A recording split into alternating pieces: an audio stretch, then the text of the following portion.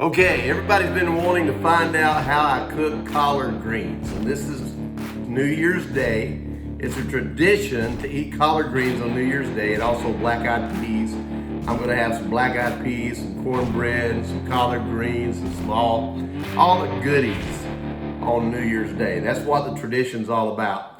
So anyway, I have some collard greens that I have peeled away, cut away from the stems. That's the most important part. I don't like the stems.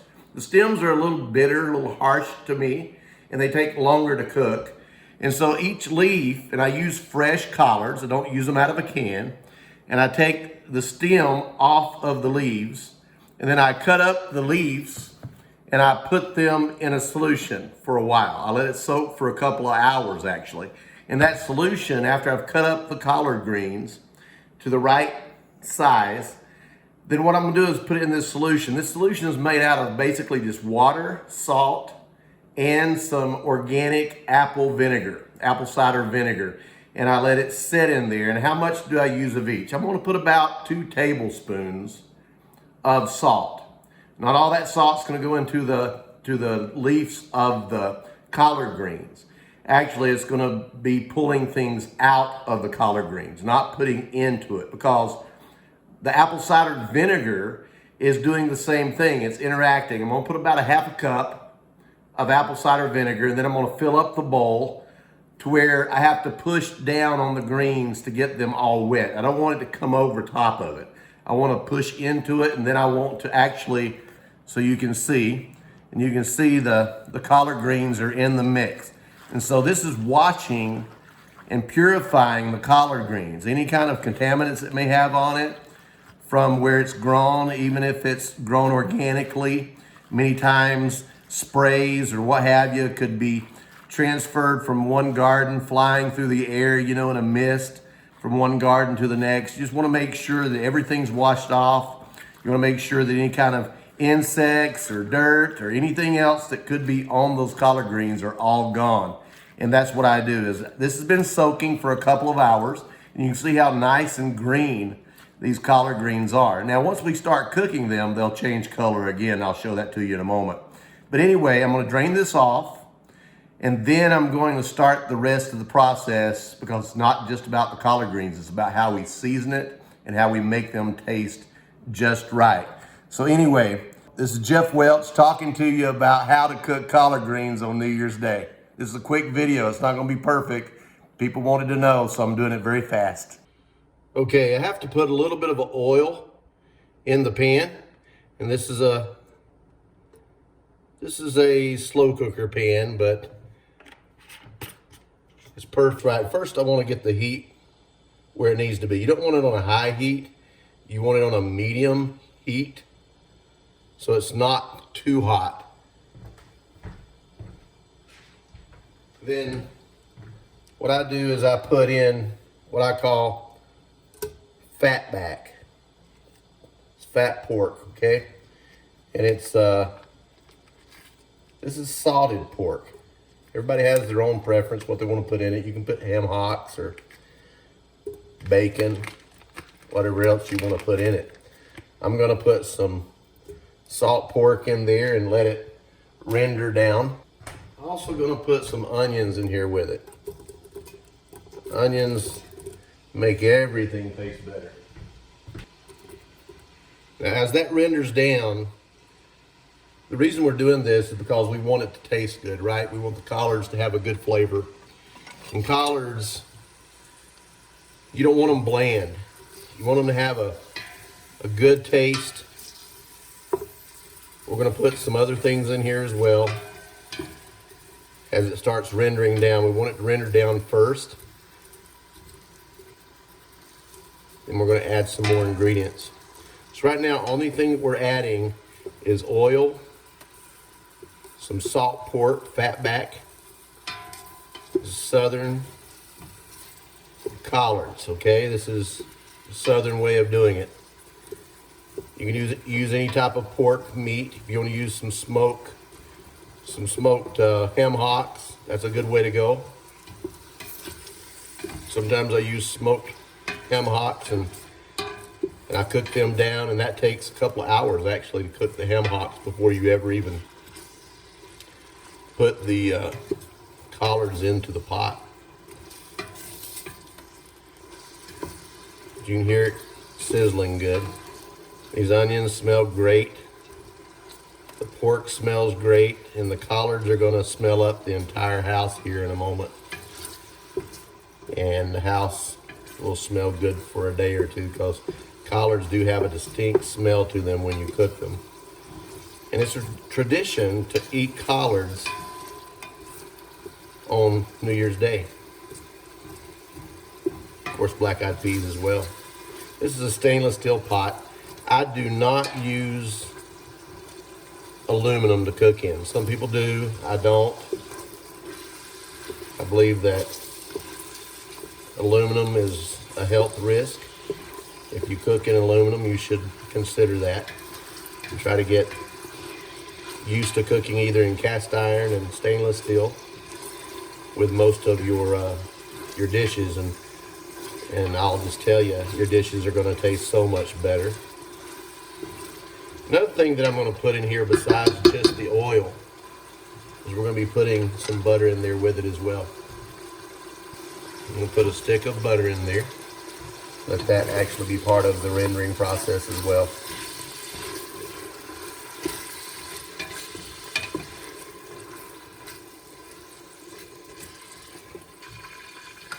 Okay, as this is rendering, oh, it smells so good.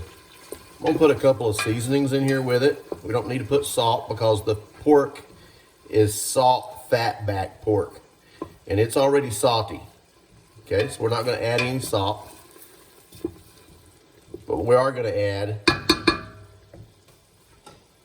I'm going to add some chopped red bell peppers, and these are absolutely going to put the right kind of kick to it, but not a big kick. It's just going to flavor. It's going to flavor it. Let me just open it up there. Pour some in. There you go. And I'm going to put some garlic powder in it. A little generous with the garlic powder because I like my collards with some garlic flavor with them. And we are going to add some herbs as well. And that's going to help with the flavor also. Now, I'm not going to add any more salt, like I said, because the salt pork has salt already in it. I'm not going to add pepper to it because we've added different types of pepper here. I want to make sure we keep that flavor going just right. Now that it's rendering well, once it's rendered just a little bit more, you're going to see we're going to put the collards down in there with it. We're going to let them cook. Before we put water to it, we want the collards to do something special. We'll be talking about that in just a moment. Okay, I know you're wondering what's next, and you can see that the onions and the fat back, the peppers are all rendering out really nicely. You see this right here, right? It just turned out really nice, and we want it to get to that point right there. And then this next step is very crucial when you're doing collards, okay? Because collards is usually a little bit bitter. And so we're going to add a little sugar. And this is, I use brown natural sugar, not the white sugar. And I put about a fourth of a cup in there. And I'm going to let that melt in, okay? We want it to dissolve. Okay, as that dissolves, that's going to create that candy between the butter and the oil and the onions and the peppers and all that rendering of that fat coming off of the fat back salt pork. That is going to render down just perfect to make that solution to flavor your collards. And again, we've already soaked our collards for about 2 hours in apple cider vinegar, salt, and water. And right now all we're doing is creating the flavor that we're going to be putting into it. And whether I'm doing collards or I'm doing wild meat, so if I'm cooking deer, I'm cooking bear, I'm cooking anything like that, I'm going to soak that meat in salt and vinegar, water for a period of time to take that wild taste out. It's almost the same thing that you're doing with collards when you're soaking it for a couple hours. You're basically taking that bitterness out to a certain point, but you're also cleaning it as well. And then now what we're doing is we're going to be enhancing the flavor with all this other that we're placing in there. And this is coming in together really nicely.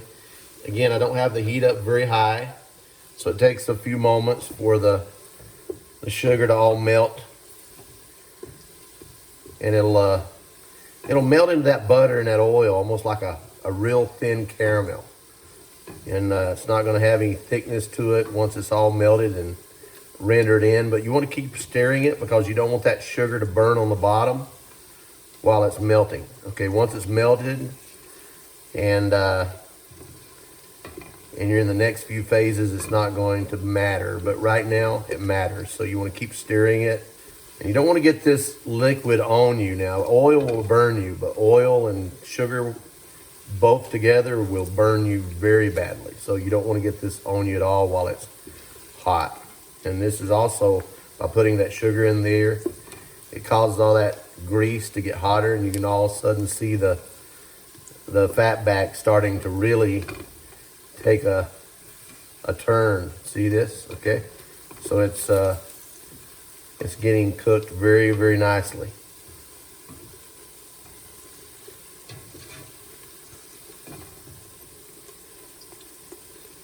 Now, that sugar's dissolved about almost completely now.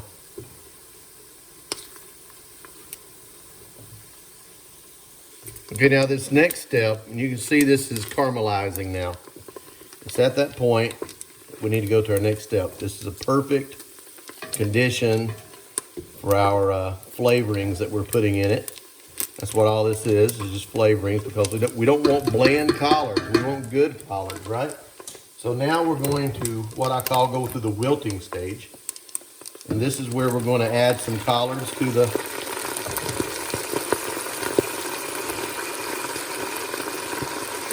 pan. This is, oh man, it smells so good. And the color of those collards just, it's wilting. That's what this is all about. They're going to shrink just a little bit. They're going to wilt. This is a very important part of the process. You put a little bit of the collards in there so that they start wilting. And we're going to put some more collards in right behind it. They just keep cooking down.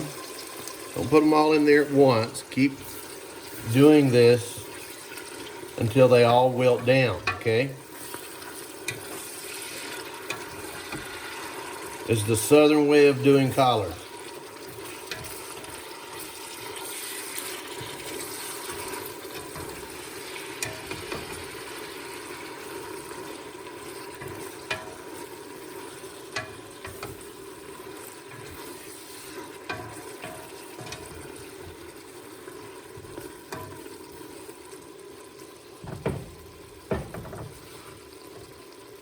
Put some more in there.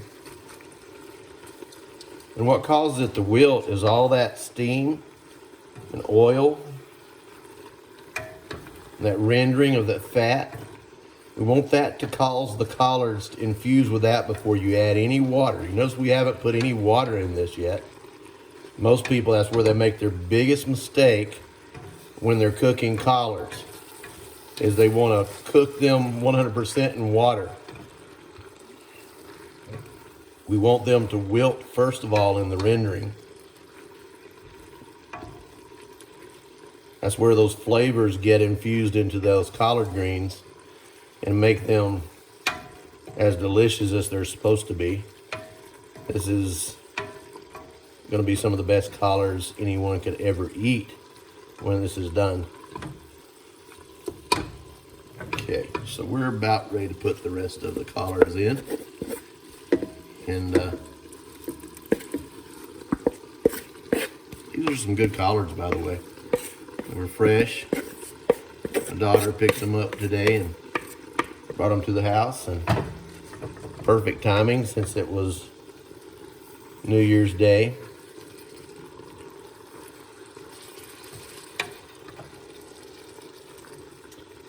Now what we've got here is, some people want to put broth in here after this instead of just water.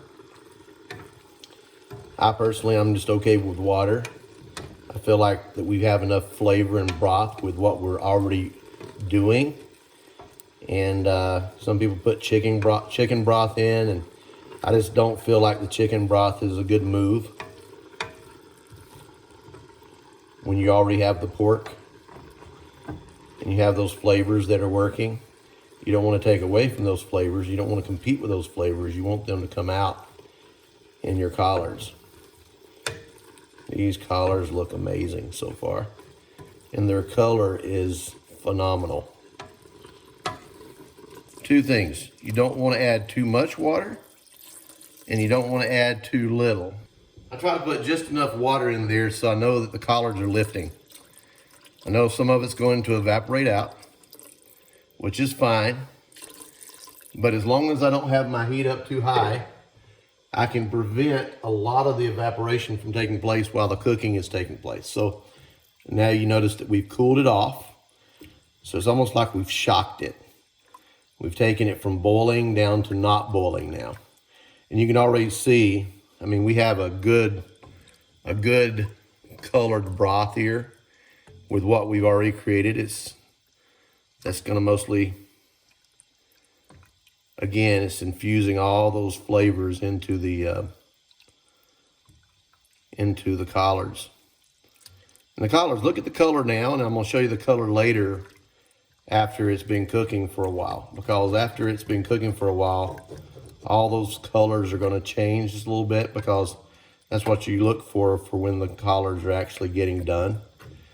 Because they're not gonna be that bright green once they're done. They're gonna be like more of a forest green, like an olive forest green. All right, I'll be right back after this is cooked for a while. Okay, we're at that point where the collards are done. They've been cooking in the water broth from the mix from the very beginning. Once I put the water in it, I cook them for about 30 minutes. And you can see perfect collards. Perfect collards. I'm gonna put them in a dish so you can see them better. And you'll absolutely say, wow, this is how I'm gonna cook my collards from this point forward. And I've already tasted them. They taste perfect. So I'll be right back. Okay, so here we are. We have some very, very good collard greens we're gonna be eating tonight on New Year's Day. And I hope you can see how perfectly cooked they are. This is an oversized fork that I'm using to pull it out so I can get it on the plate. And I'm gonna eat plenty of collards tonight because I truly love collards. There's a piece of that fat back. I'm gonna leave that right there on the plate. Have some cornbread, some sliced tomatoes, some black-eyed peas. Oh, and one thing that I like to add, just a little bit of, I'm gonna put a little peach salsa on my